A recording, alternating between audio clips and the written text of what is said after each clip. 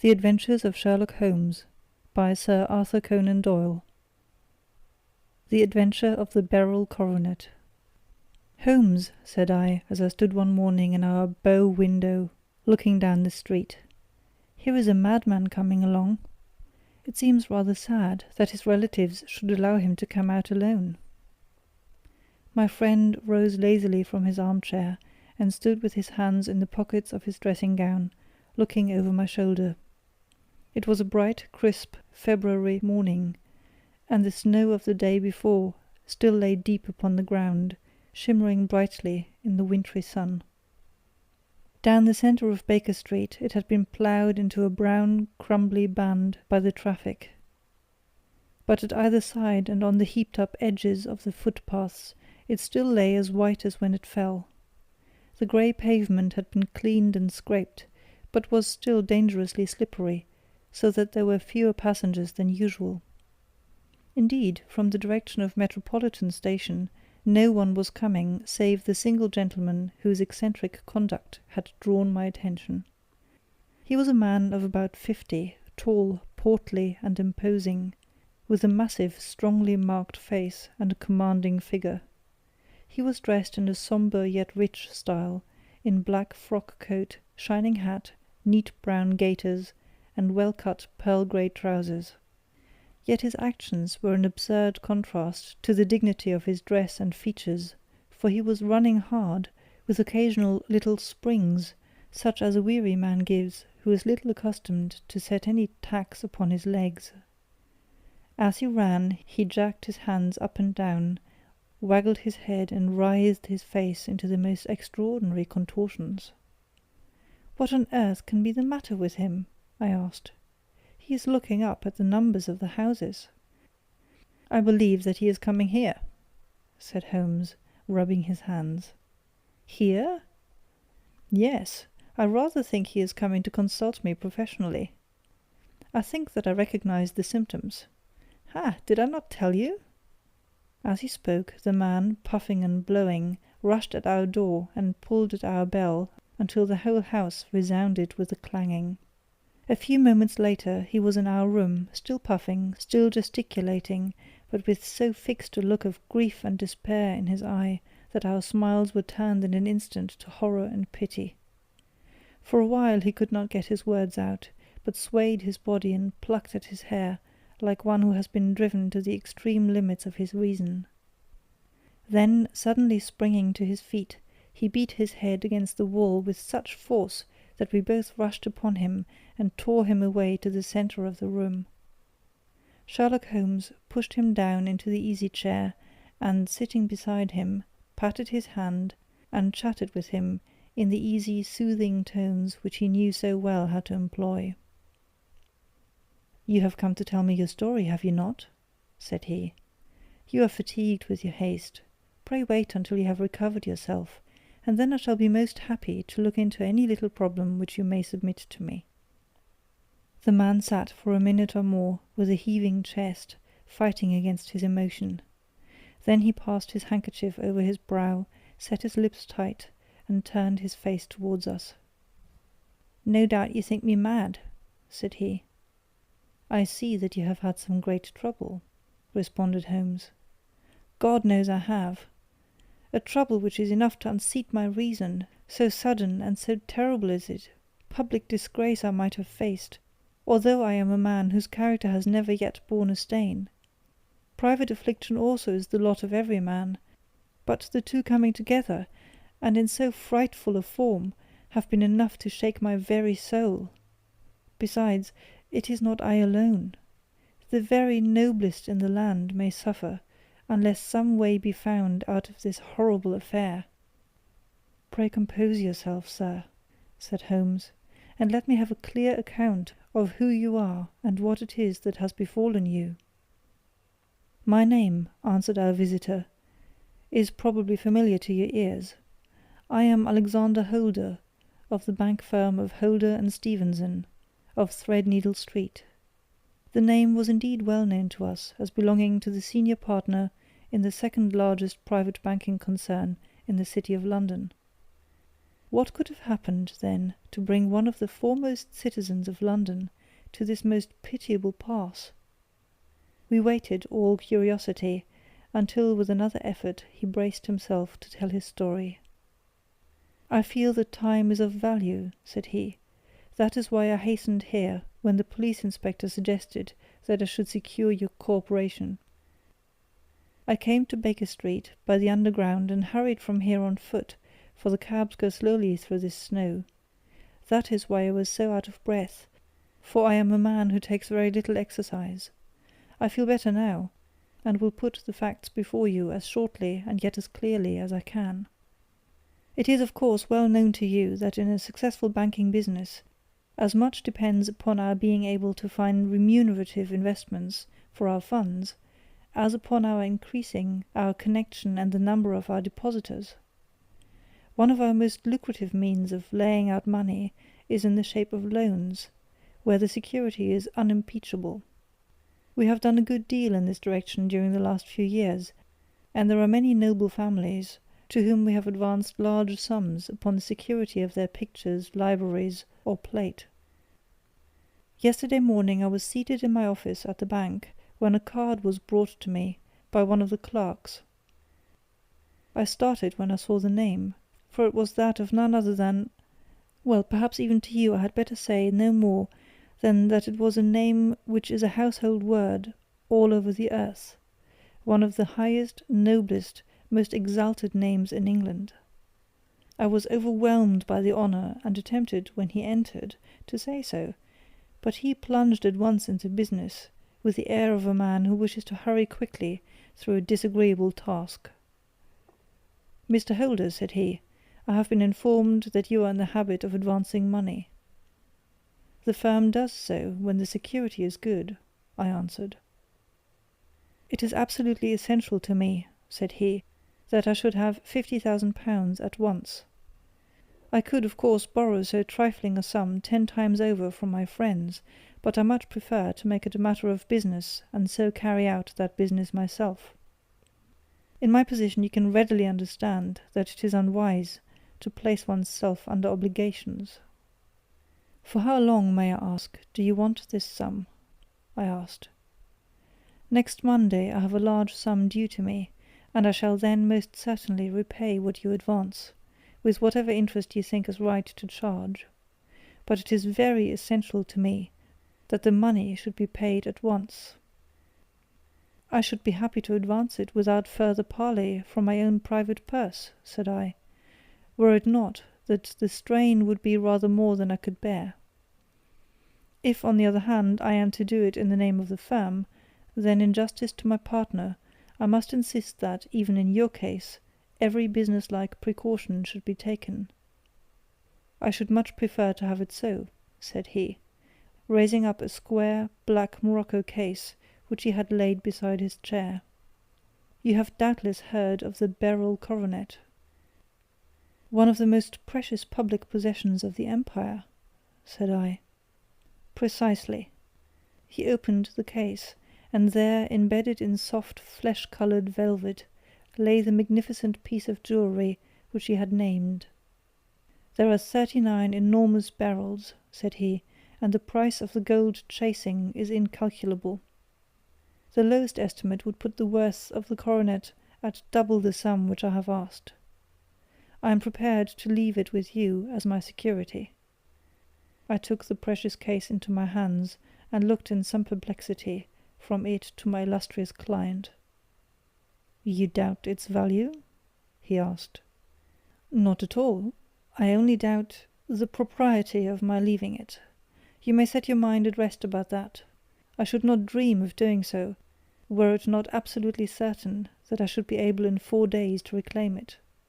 It is a pure matter of form. Is the security sufficient? Ample. You understand, Mr. Holder, that I am giving you a strong proof of the confidence which I have in you, founded upon all that I have heard of you.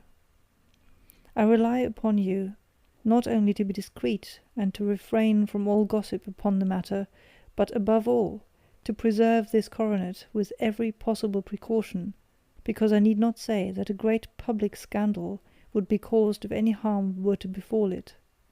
Any injury to it would be almost as serious as its complete loss, for there are no beryls in the world to match these, and it would be impossible to replace them.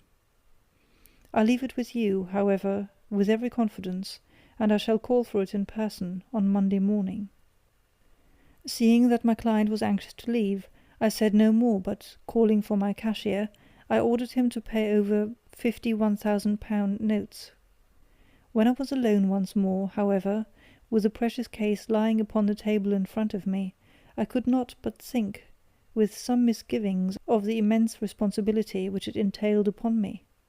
There could be no doubt that, as it was a national possession, a horrible scandal would ensue if any misfortune should occur to it.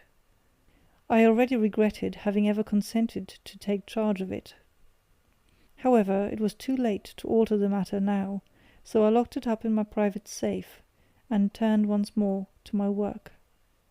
When evening came, I felt that it would be an imprudence to leave so precious a thing in the office behind me. Bankers' safes had been forced before now, and why should not mine be? If so, how terrible would be the position in which I should find myself! I determined, therefore, that for the next few days I would always carry the case backward and forward with me, so that it might never be really out of my reach. With this intention, I called a cab and drove out to my house at Streatham, carrying the jewel with me. I did not breathe freely until I had taken it upstairs and locked it in the bureau of my dressing-room. And now a word as to my household, Mr. Holmes, for I wish you to thoroughly understand the situation. My groom and my page sleep out of the house, and may be set aside altogether. I have 3 maidservants, who have been with me a number of years, and whose absolute reliability is quite above suspicion. Another, Lucy Parr, the second waiting maid, has only been in my service a few months. She came with an excellent character, however, and has always given me satisfaction. She is a very pretty girl, and has attracted admirers who have occasionally hung about the place. That is the only drawback which we have found to her, but we believe her to be a thoroughly good girl in every way. So much for the servants. My family itself is so small that it will not take me long to describe it. I am a widower, and I have an only son, Arthur. He has been a disappointment to me, Mr. Holmes, a grievous disappointment. I have no doubt that I am myself to blame. People tell me that I have spoiled him. Very likely I have. When my dear wife died, I felt that he was all I had to love. I could not bear to see the smile fade even for a moment from his face. I have never denied him a wish. Perhaps it would have been better for both of us, had I been sterner, but I meant it for the best. It was naturally my intention that he should succeed me in my business, but he was not of a business turn. He was wild, wayward, and, to speak the truth, I could not trust him in the handling of large sums of money. When he was young, he became a member of an aristocratic club, and there, having charming manners, he was soon the intimate of a number of men with long purses and expensive habits. He learned to play heavily at cards, and to squander money on the turf, until he had again and again to come to me, and implore me to give him an advance upon his allowance, that he might settle his debts of honour. He tried more than once to break away from the dangerous company which he was keeping, but each time the influence of his friend, Sir George Burnwell, was enough to draw him back again. And indeed I could not wonder that such a man as Sir George Burnwell should gain an influence over him, for he has frequently brought him to my house, and I have found myself that I could hardly resist the fascination of his manner. He is older than Arthur, a man of the world to his finger-tips, one who had been everywhere, seen everything, a brilliant talker, and a man of great personal beauty. Yet when I think of him in cold blood, far away from the glamour of his presence, I am convinced from his cynical speech, and the look which I may have caught in his eyes, that he is one who should be deeply distrusted. So I think, and so too thinks my little Mary, who has a woman's quick insight into character. And now there is only she to be described. She is my niece, but when my brother died 5 years ago, and left her alone in the world, I adopted her, and have looked upon her ever since as my daughter. She is a sunbeam in my house, sweet, loving, beautiful, a wonderful manager and housekeeper, yet as tender and quiet and gentle as a woman could be. She is my right hand. I do not know what I could do without her. In only one matter has she ever gone against my wishes. Twice my boy has asked her to marry him, for he loves her devotedly, but each time she has refused him. I think that if anyone could have drawn him into the right path, it would have been she, and that his marriage might have changed his whole life. But now, alas, it is too late, forever too late. Now, Mr. Holmes, you know the people who live under my roof, and I shall continue with my miserable story. When we were taking coffee in the drawing-room that night after dinner, I told Arthur and Mary my experience, and of the precious treasure which we had under our roof, suppressing only the name of my client. Lucy Parr, who had brought in the coffee, had, I am sure, left the room, but I cannot swear that the door was closed. Mary and Arthur were much interested, and wished to see the famous coronet, but I thought it better not to disturb it. "Where have you put it?" asked Arthur. "In my own bureau." "Well, I hope to goodness the house won't be burgled during the night," said he. "It is locked up," I answered. "Oh, any old key will fit that bureau. When I was a youngster I have opened it myself with the key of the box-room cupboard." He often had a wild way of talking, so that I thought little of what he said. He followed me to my room, however, that night with a very grave face. "Look here, Dad," said he with his eyes cast down, "can you let me have £200? "No, I cannot," I answered sharply. "I have been far too generous with you in money matters." "You have been very kind," said he, "but I must have this money, or else I can never show my face inside the club again." "And a very good thing too," I cried. "Yes, but you would not have me leave it a dishonoured man," said he. "I could not bear the disgrace. I must raise the money in some way, and if you will not let me have it, then I must try other means." I was very angry, for this was the third demand during the month. "You shall not have a farthing from me," I cried, on which he bowed and left the room without another word. When he was gone I unlocked my bureau, made sure that my treasure was safe, and locked it again.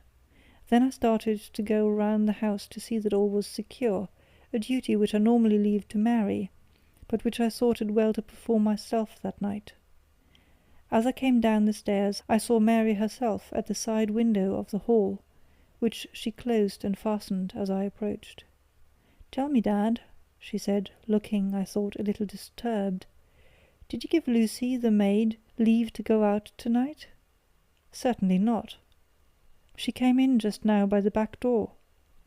I have no doubt that she has only been to the side gate to see someone, but I think that it is hardly safe, and should be stopped.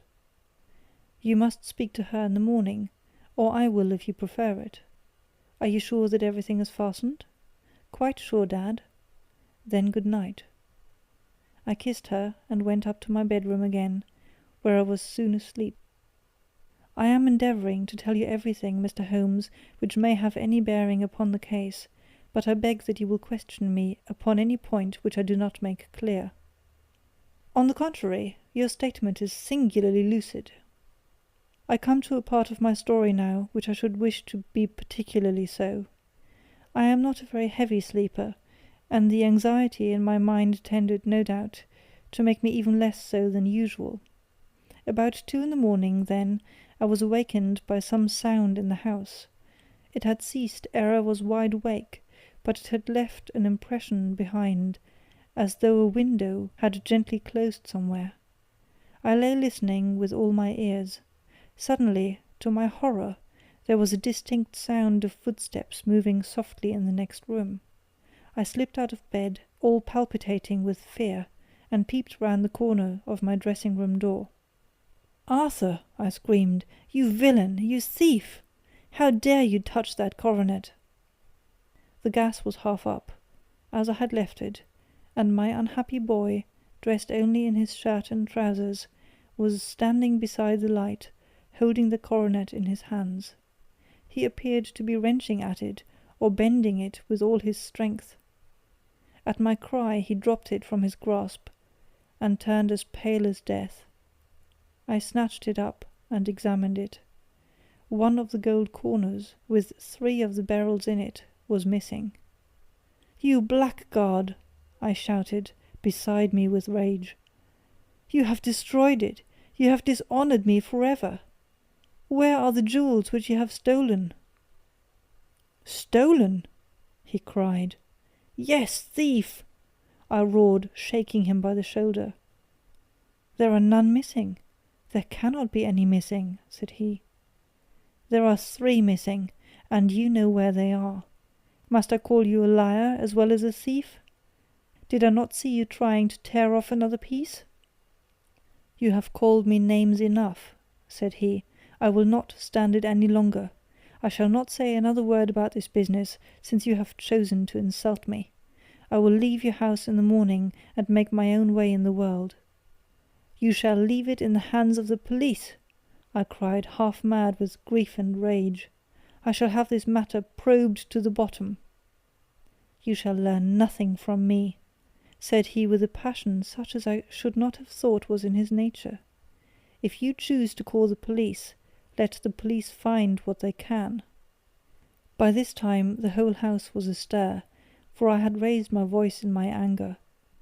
Mary was the first to rush into my room, and at the sight of the coronet and of Arthur's face, she read the whole story and with a scream fell down senseless on the ground. I sent the housemaid for the police, and put the investigation into their hands at once. When the inspector and a constable entered the house, Arthur, who had stood sullenly with his arms folded, asked me whether it was my intention to charge him with theft. I answered that it had ceased to be a private matter, but had become a public one, since the ruined coronet was national property. I was determined that the law should have its way in everything. "At least," he said, "you will not have me arrested at once. It would be to your advantage as well as mine, if I might leave the house for 5 minutes." "That you may get away, or perhaps that you may conceal what you have stolen," said I. And then, realizing the dreadful position in which I was placed, I implored him to remember that not only my honour, but that of one who was far greater than I, was at stake, and that he threatened to raise a scandal which would convulse the nation. He might avert it all if he would but tell me what he had done with the 3 missing stones. "You may as well face the matter," said I. "You have been caught in the act, and no confession could make your guilt more heinous. If you but make such reparation as is in your power, by telling us where the beryls are, all shall be forgiven and forgotten." "Keep your forgiveness for those who ask for it," he answered, turning away from me with a sneer. I saw that he was too hardened for any words of mine to influence him. There was but one way for it. I called in the inspector and gave him into custody.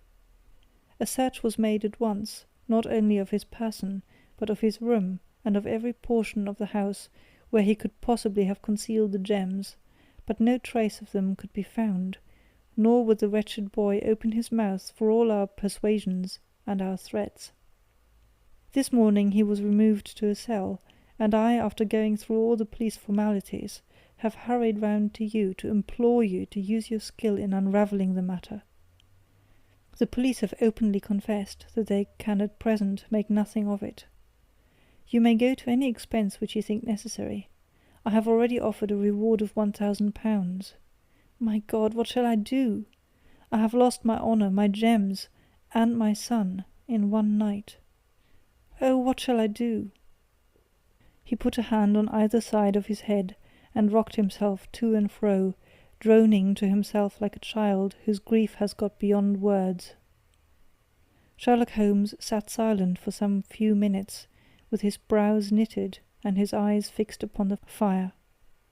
"Do you receive much company?" he asked. None save my partner with his family, and an occasional friend of Arthur's. Sir George Burnwell has been several times lately. No one else, I think. Do you go out much in society? Arthur does. Mary and I stay at home. We neither of us care for it. That is unusual in a young girl. She is of a quiet nature. Besides, she is not so very young. She is 24. This matter, from what you say, seems to have been a shock to her also. Terrible! She is even more affected than I. You have neither of you any doubt as to your son's guilt? How can we have, when I saw him with my own eyes, with the coronet in his hands? I hardly consider that a conclusive proof. Was the remainder of the coronet at all injured? Yes, it was twisted. Do you not think, then, that you might have been trying to straighten it? God bless you! You are doing what you can for him and for me, but it is too heavy a task. What was he doing there at all? If his purpose were innocent, why did he not say so? Precisely. And if he were guilty, why did he not invent a lie? His silence appears to me to cut both ways.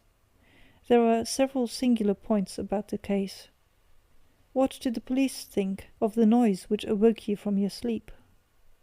They considered that it might be caused by Arthur's closing his bedroom door. A likely story! As if a man bent on felony would slam his door so as to wake a household. What did they say, then, of the disappearance of these gems? They are still sounding the planking and probing the furniture in the hope of finding them. Have they thought of looking outside the house? Yes, they have shown extraordinary energy. The whole garden has already been minutely examined.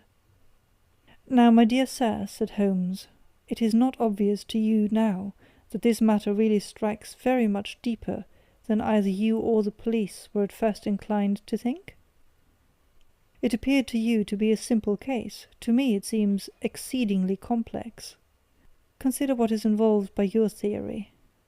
You suppose that your son came down from his bed, went, at great risk, to your dressing-room, opened your bureau, took out your coronet, broke off by main force a small portion of it, went off to some other place, concealed 3 gems out of the 39 with such skill that nobody can find them, and then returned with the other 36 into the room in which he exposed himself to the greatest danger of being discovered. I ask you now, is such a theory tenable? But what other is there? Cried the banker with a gesture of despair. If his motives were innocent, why does he not explain them? It is our task to find that out, replied Holmes. So now, if you please, Mr. Holder, we will set off for Streatham together, and devote an hour to glancing a little more closely into details.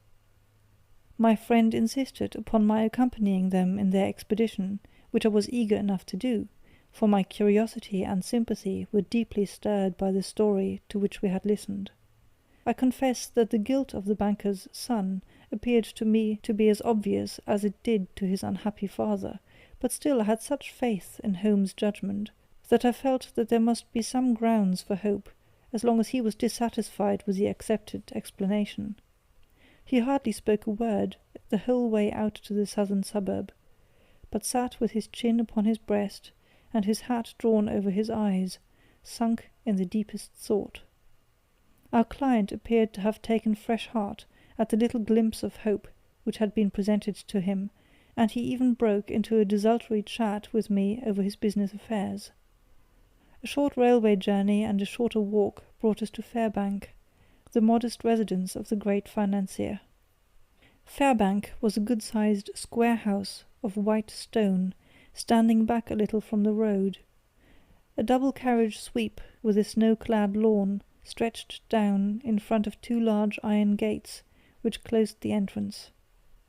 On the right side was a small wooden thicket which led into a narrow path between 2 neat hedges stretching from the road to the kitchen door, and forming the tradesman's entrance. On the left ran a lane which led to the stables, and was not itself within the grounds at all, being a public, though little used, thoroughfare. Holmes left us standing at the door and walked slowly all round the house, across the front, down the tradesmen's path, and so round by the garden behind into the stable lane.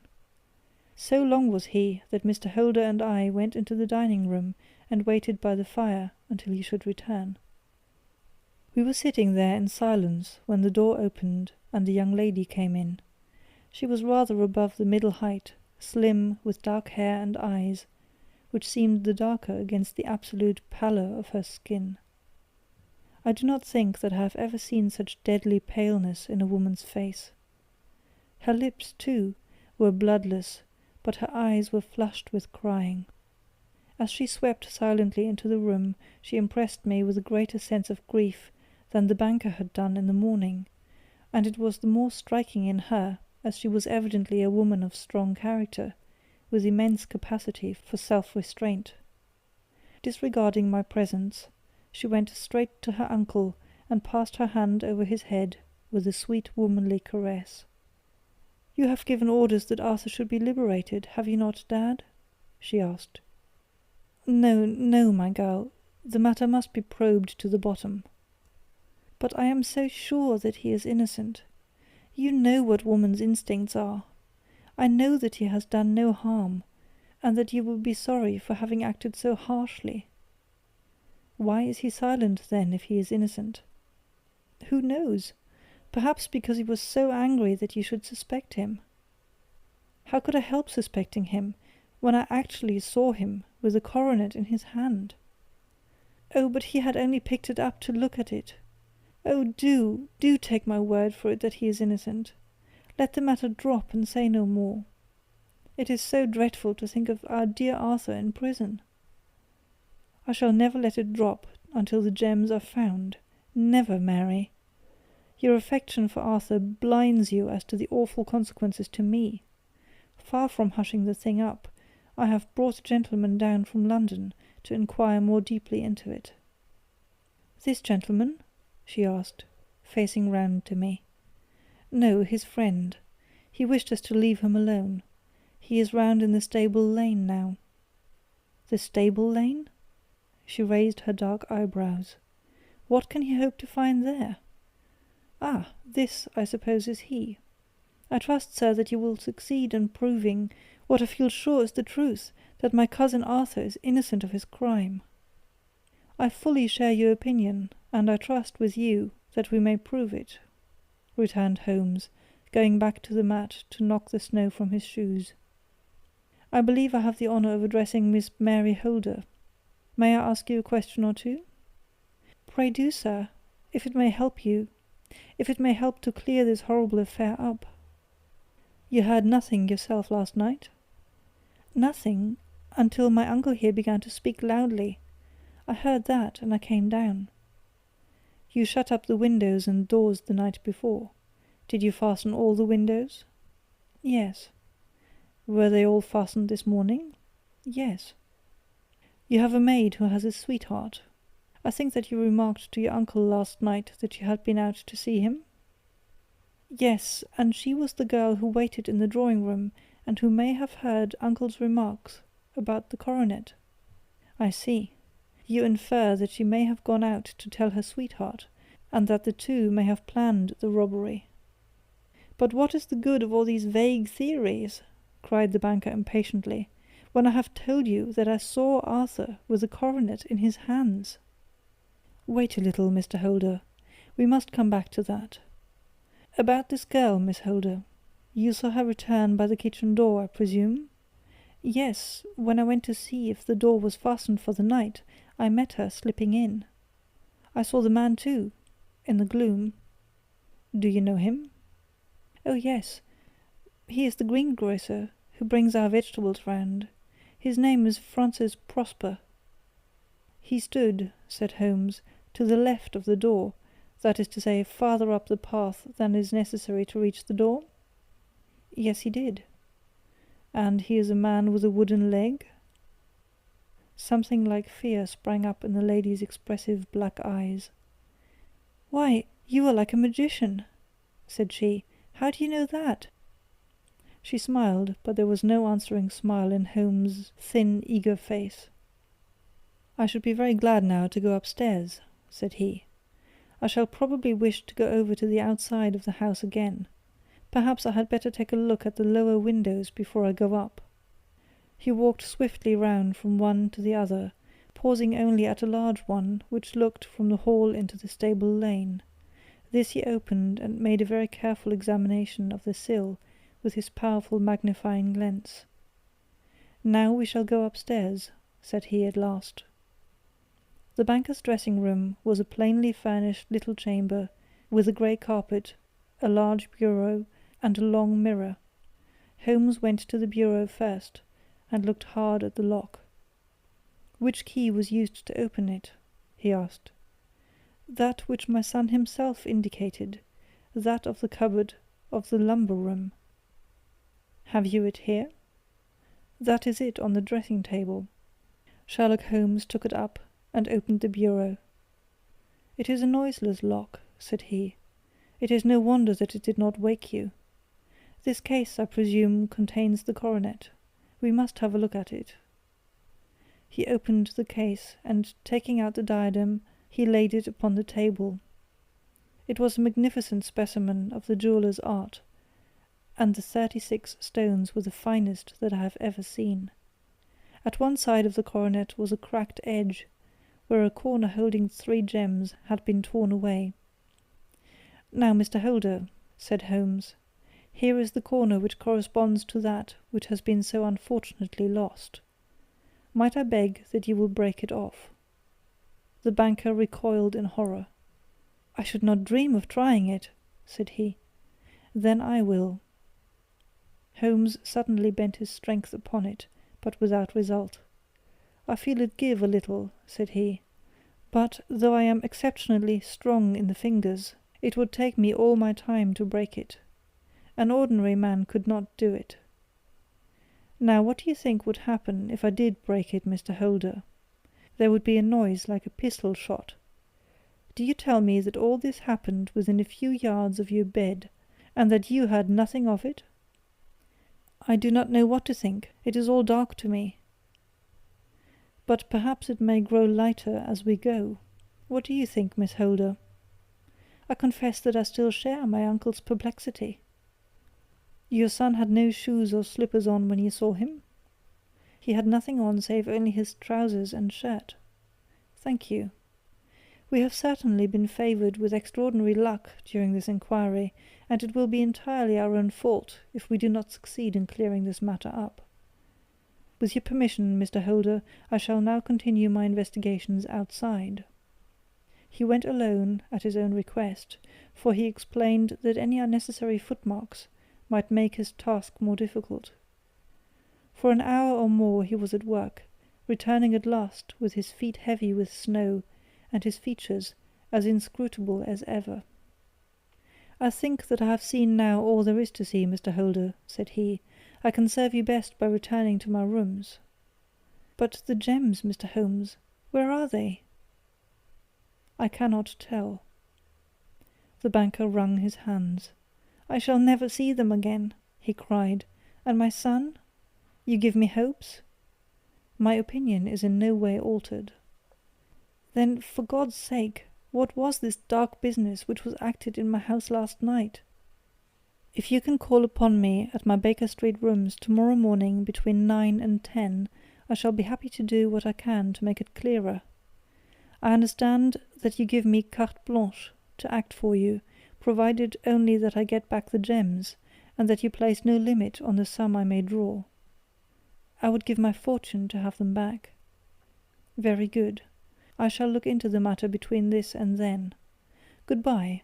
It is just possible that I may have to come over here again before evening." It was obvious to me that my companion's mind was now made up about the case, although what his conclusions were was no more than I could even dimly imagine. Several times during our homeward journey I endeavoured to sound him upon the point, but he always glided away to some other topic, until at last I gave it over in despair. It was not yet 3 when we found ourselves in our rooms once more. He hurried to his chamber and was down again in a few minutes, dressed as a common loafer. With his collar turned up, his shiny seedy coat, his red cravat, and his worn boots, he was a perfect sample of the class. "I think that this should do," said he, glancing into the glass above the fireplace. "I only wish that you could come with me, Watson, but I fear that it won't do. I may be on my trail in this matter, or I may be following a will-o'-the-wisp, but I shall soon know which it is. I hope that I may be back in a few hours." He cut a slice of beef from the joint upon the sideboard, sandwiched it between 2 rounds of bread, and thrusting this rude meal into his pocket, he started off upon his expedition. I had just finished my tea when he returned, evidently in excellent spirits, swinging an old elastic-sided boot in his hand. He chucked it down into a corner, and helped himself to a cup of tea. "I only looked in as I passed," said he. "I am going right on." "Where to?" "Oh, to the other side of the West End. It may be some time before I get back. Don't wait up for me in case I should be late." "How are you getting on?" "Oh, so-so. Nothing to complain of. I have been out to Streatham since I saw you last, but I did not call at the house." "It is a very sweet little problem, and I would not have missed it for a good deal. However, I must not sit gossiping here, but must get these disreputable clothes off, and return to my highly respectable self." I could see by his manner that he had stronger reasons for satisfaction than his words alone would imply. His eyes twinkled, and there was even a touch of colour upon his sallow cheeks. He hastened upstairs, and a few minutes later I heard the slam of the hall door, which told me that he was off once more upon his congenial hunt. I waited until midnight, but there was no sign of his return, so I retired to my room. It was no uncommon thing for him to be away for days and nights on end when he was hot upon a scent, so that his lateness caused me no surprise. I do not know at what hour he came in, but when I came down to breakfast in the morning, there he was with a cup of coffee in one hand and the paper in the other, as fresh and trim as possible. "You will excuse my beginning without you, Watson," said he, "but you remember that our client has rather an early appointment this morning." "Why, it is after 9 now," I answered. "I should not be surprised if that were he. I thought I heard a ring." It was indeed our friend the financier. I was shocked by the change which had come over him, for his face, which was naturally of a broad and massive mould, was now pinched and fallen in, while his hair seemed to me at least a shade whiter. He entered with a weariness and lethargy which was even more painful than his violence of the morning before, and he dropped heavily into the armchair which I pushed forward for him.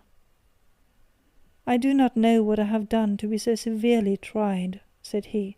"Only 2 days ago I was a happy and prosperous man, without a care in the world. Now I am left to a lonely and dishonoured age. One sorrow comes close upon the heels of another. My niece Mary has deserted me." "Deserted you?" "Yes. Her bed this morning had not been slept in, her room was empty, and a note for me lay upon the hall table. I had said to her last night, in sorrow and not in anger, that if she had married my boy all might have been well with him. Perhaps it was thoughtless of me to say so. It is to that remark that she refers in this note. My dearest uncle, I feel that I have brought trouble upon you, and that if I had acted differently, this terrible misfortune might never have occurred. I cannot, with this thought in my mind, ever again be happy under your roof, and I feel that I must leave you forever. Do not worry about my future, for that is provided for, and above all do not search for me, for it will be fruitless labour and an ill service to me. In life or in death, I am ever your loving Mary. What could she mean by that note, Mr. Holmes? Do you think it points to suicide? No, nothing of the kind. It is perhaps the best possible solution.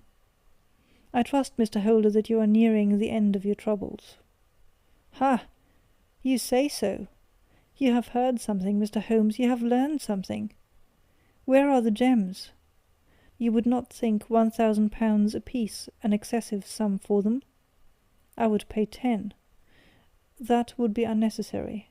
3,000 will cover the matter. And there is a little reward, I fancy. Have you your cheque-book? Here is a pen. Better make it out for £4,000. With a dazed face, the banker made out the required cheque.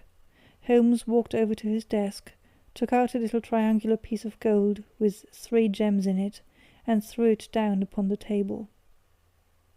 With a shriek of joy, our client clutched it up. "You have it!" he gasped. "I am saved! I am saved!" The reaction of joy was as passionate as his grief had been, and he hugged his recovered gems to his bosom. "There is one other thing you owe, Mr. Holder," said Sherlock Holmes rather sternly. "Oh!" He caught up a pen. "Name the sum, and I will pay it." "No, the debt is not to me. You owe a very humble apology to that noble lad, your son, who has carried himself in this matter as I should be proud to see my own son do, should I ever chance to have one." "Then it was not Arthur who took them?" "I told you yesterday, and I repeat today, that it was not." "You are sure of it? Then let us hurry to him at once, to let him know that the truth is known. He knows it already. When I had cleared it up, I had an interview with him, and finding that he would not tell me the story, I told it to him, on which he had to confess that I was right, and to add the very few details which were not yet quite clear to me. Your news of this morning, however, may open his lips." "For heaven's sake, tell me then, what is this extraordinary mystery?" "I will do so, and I will show you the steps by which I reached it. And let me say to you first, that which it is hardest for me to say and for you to hear. There has been an understanding between Sir George Burnwell and your niece Mary. They have now fled together." "My Mary? Impossible." "It is unfortunately more than possible, it is certain. Neither you nor your son knew the true character of this man when you admitted him into your family circle. He is one of the most dangerous men in England, a ruined gambler, an absolutely desperate villain, a man without heart or conscience. Your niece knew nothing of such men.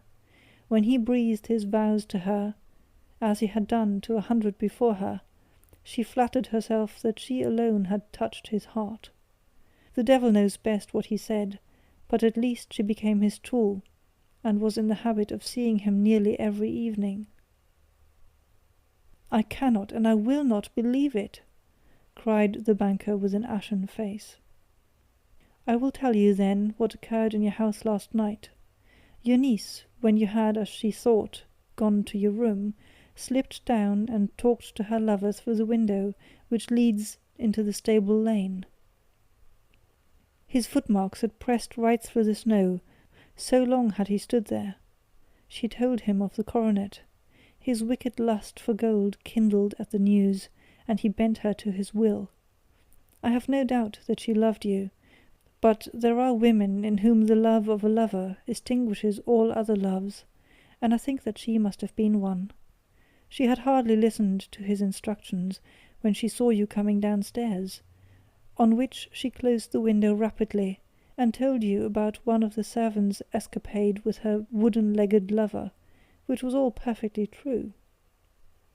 Your boy, Arthur, went to bed after his interview with you, but he slept badly on account of his uneasiness about his club debts. In the middle of the night he heard a soft tread pass his door, so he rose and, looking out, was surprised to see his cousin walking very stealthily along the passage until she disappeared into your dressing-room. Petrified with astonishment, the lad slipped on some clothes and waited there in the dark to see what would come of this strange affair. Presently she emerged from the room again, and in the light of the passage lamp your son saw that she carried the precious coronet in her hands. She passed down the stairs, and he, thrilling with horror, ran along and slipped behind the curtain near your door, whence he could see what passed in the hall beneath. He saw her stealthily open the window, hand out the coronet to someone in the gloom, and then, closing it once more, hurry back to her room, passing quite close to where he stood, hid behind the curtain. As long as she was on the scene, he could not take any action without a horrible exposure of the woman whom he loved. But the instant that she was gone, he realized how crushing a misfortune this would be for you, and how all-important it was to set it right.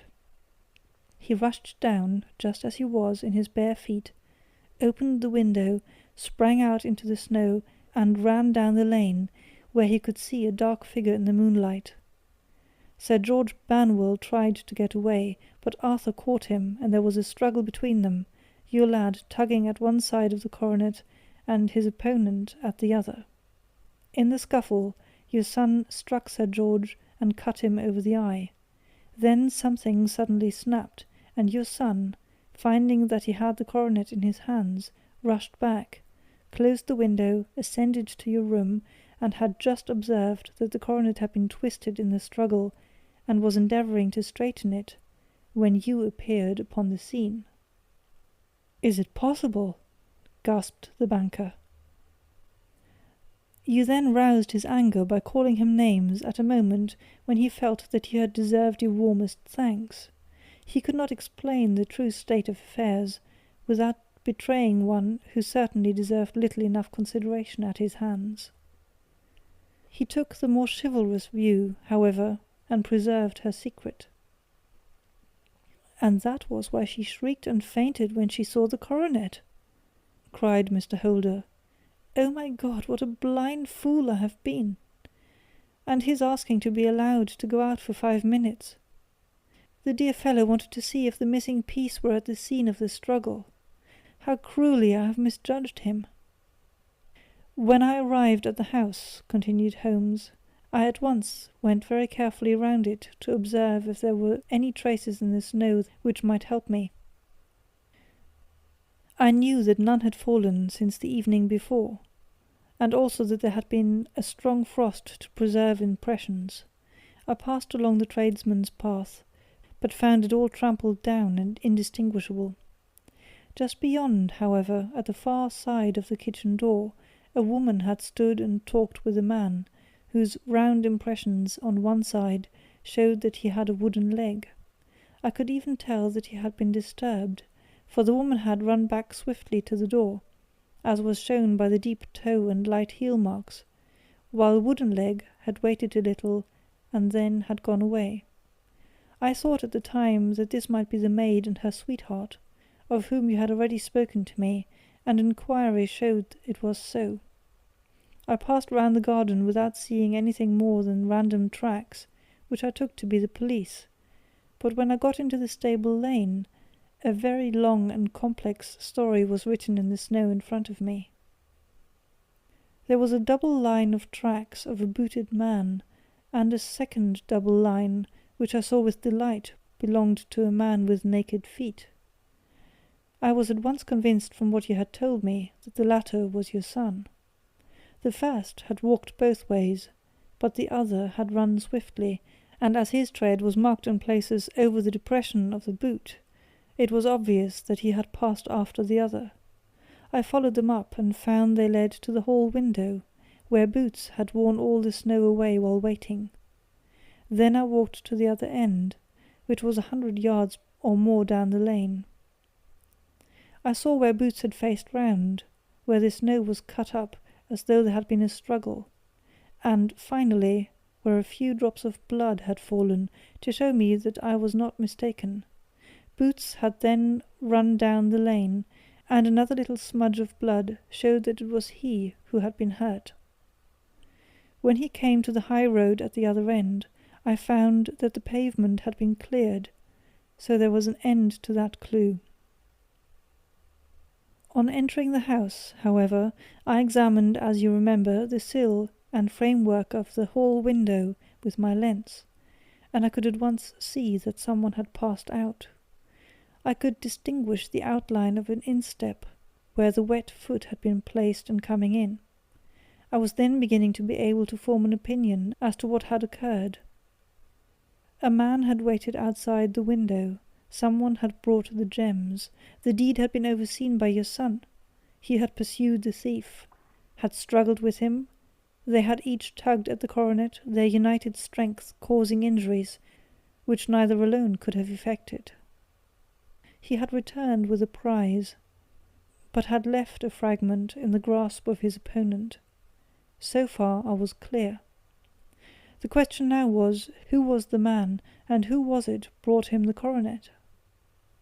It is an old maxim of mine, that when you have excluded the impossible, whatever remains, however improbable, must be the truth.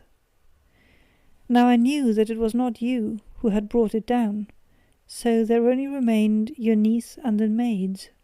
And if it were the maids, why should your son allow himself to be accused in their place?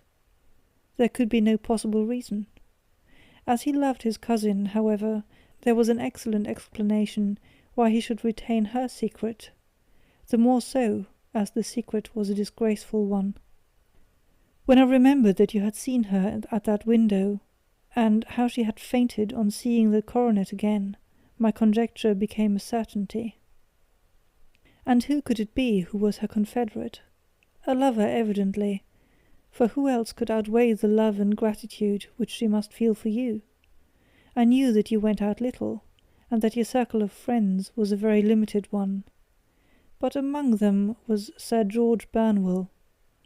I had heard of him before as a man of evil reputation among women. It must have been he who wore those boots and retained the missing gems. Even though he knew that Arthur had discovered him, he might still flatter himself that he was safe, for the lad could not say a word without compromising his own family. Well, your own good sense will suggest what measures I took next.